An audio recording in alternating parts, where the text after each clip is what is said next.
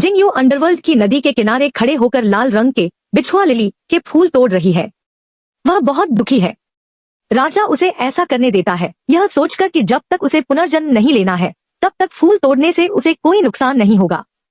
जिंगयू नदी से 9,999 फूल तोड़ लेती है। उसका असली मकसद यह है कि वह अगले 9,000 से ज्यादा जन्मों तक राजा से छिपना चाहती है ताकि वह उसे कभी ढूंढ न सके। 3 दिन बाद जिंगयू अपने पुनर्जन्म के लिए तैयार होती है। वह राजा के साथ अपनी सभी प्रेम निशानियों को जला देती है ताकि उन दोनों के बीच का हर रिश्ता खत्म हो जाए। विडंबना यह है कि जिस दिन जिंगयू पुनर्जन्म ले रही है उसी दिन राजा दूसरी औरत शिनजी से शादी कर रहा है। शिनजी खुश होकर राजा से कहती है कि आज के बाद वह अंडरवर्ल्ड की रानी बन जाएगी, लेकिन राजा उसे बेरुखी से धकेल देता है और कहता है कि वह सिर्फ जिंगयू से प्यार करता है। वह बताता है कि वह शिनजी से शादी सिर्फ इसलिए कर रहा है क्योंकि उसने पूरी जिंदगी राजा का इंतजार किया।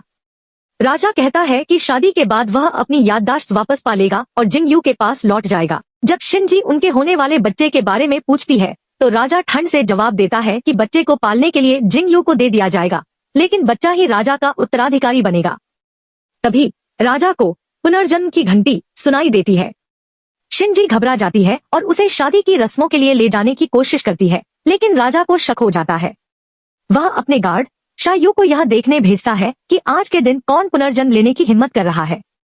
शायू नर्क के पुल पर पहुंचता है और जिंगयू को सफेद कपड़ों में पुल पार करने के लिए तैयार देखता है। पुल की रखवाली करने वाली बूढ़ी औरत जिंगयू को महारानी कहकर संबोधित करती है और उसे आखिरी बार सोचने का मौका देती है, लेकिन जिंगयू दृढ़ता से कहती है कि उसे कोई पछतावा नहीं है और पुनर्जन्म लेने के लिए आगे बढ़ जाती है।